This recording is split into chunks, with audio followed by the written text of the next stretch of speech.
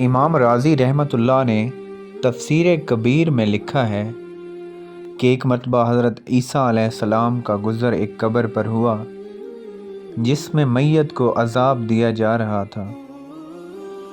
دوبارہ وہاں سے گزر ہوا تو دیکھا کہ قبر میں رحمت کے فرشتے ہیں۔ عذاب کی تاریکی کی بجائے وہاں اب مغفرت کا نور ہے۔ آپ کو تعجب ہوا، اللہ تعالیٰ سے